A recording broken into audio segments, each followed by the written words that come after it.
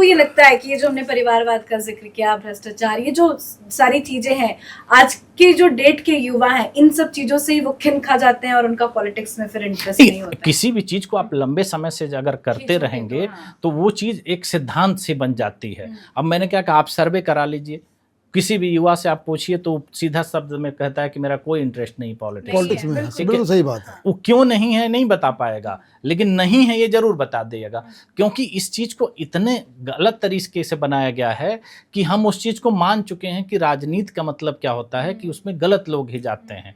लेकिन अगर आप एक बात बताइए, इसी तर्क पे आप आइए, इस देश का कोई भी राजनीतिक व्यक्ति जो है, उसके परिवार की महिलाएं, उसके परिवार का लड़का क्यों राजनीति में आ जाता है? राजनीति नहीं खराब है तो बाकी परिवार की महिलाओं के लिए राजनीति गंदगी है, लेकिन उनकी परिवार की महिलाओं के लिए वो राजनीति सही है। जो आदमी वहीं रह रहा है वो तो उससे हमसे आपसे अच्छे से जानता है। वो एक स्टीरियोटाइप बना दिया गया है। लेकिन एक बात बिल्कुल आप सही कह रहे हैं कि घून लग गया है हिंदुस्तान की राजनीति को, और इसमें जो कोई आता भी है, एक कलाकार पैदा हुआ दिल्ली में, आया कि हम ये बदल देंगे, व्यवस्था परिवर्तन कर देंगे, केजरीवाल, वो भी उसने भी मुंह से कभी परिसीमन के बारे में बात नहीं कर, राइट टू रिकॉल और पता नहीं क्या क्या, है ना, लोकपाल, ये सब किया।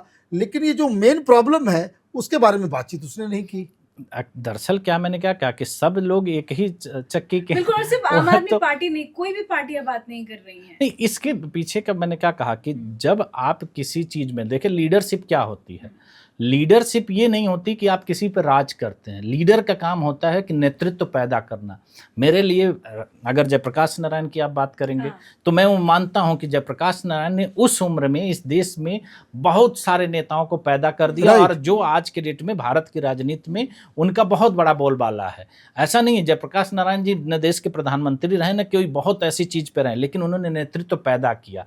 आज उनको इसीलिए जननायक कहा जाता है। आप अटल बिहारी वाजपेयी को देखिए, इस बीजेपी की राजनीति में जितने भी बड़े नेता होंगे सब उन्हीं के द्वारा बनाए गए नेता हैं। तो एक नेता का काम होता है नेतृत्व पैदा करना, शासक नहीं है आप। नेता और शासक में फर्क होता है। शासक शासन करता है और शासन करने के लिए आप कोई भी माध्यम अपना सकते हैं, लेकिन जब एक नेता होता है वो लोगों के अंदर नेतृत्व पैदा करता है। उसको लगता है कि जितने बेहतर लोग हैं वो राजनीति में आए और वो राज करें। ऐसा नहीं है कि वो खुद करता है। भाई बहुत सारे आज देख लेते हैं कि देश में बहुत सारे ऐसे विचारक पैदा हुए हैं कि जिनका राजनीति से लेना देना नहीं था, लेकिन उन्होंने विचार पैदा किए, उनके विचारों से प्रेरित होकर। अब अगर मान लीजिए कि हम दिल्ली की बात करें, अन्ना हजारे की बात करें, तो उन्होंने थोड़ी अपना कोई पद लिया। उन्होंने जिस भी चीज को, उनको पद की लालसा नहीं थे, एक समाज सेवी के तौर पर उन्होंने काम किया और आज भी कर रहे हैं। इसका ये मतलब नहीं है कि उनको अगर पद की लालसा होती तो उनको जरूर मिलता, लेकिन उन्होंने नहीं लिया। ये नेतृत्व होता है। लेकिन हम उससे अलग, हम शासक बनने की जब कोशिश करने लगते हैं तो शासक का ही काम होता है कि वो अपने आप को सुरक्षित करता है, अपने परिवार को, अपने घर को, अपने लोगों के साथ वो संगठन बनाता है और उसी के इर्द गिर्द वो घूमता रहता है। आप देखिए जो जातिवाद की राजनीति थी, 70 के बाद ही सारी जातिवाद की राजनीति क्यों इस देश में आई और देश को क्यों रोक दिया गया? इसी वजह से, क्योंकि ये जो राजनीतिक षड्यंत्र है आप उससे बाहर ही न निकल पाए। आप क्षेत्र के नाम पर लड़ते हैं, आप भाषा के नाम पर लड़ते हैं, आप जाति के नाम पर लड़ते हैं, लेकिन इस बात के लिए नहीं लड़ते हैं कि हमारी संख्या बढ़ा दी जाइए ना। मैं कह रहा हूँ मुझे मत दीजिए ना, उनको तो दे दीजिए जिनके हक की आप लड़ाई लड़ रहे हैं, उन्हीं को दीजिए। तो उनको, उनके हक की लड़ाई आप उन्हीं का हक मार करके ले रहे हैं और बात कर रहे हैं कि हम लोकतंत्र में हैं।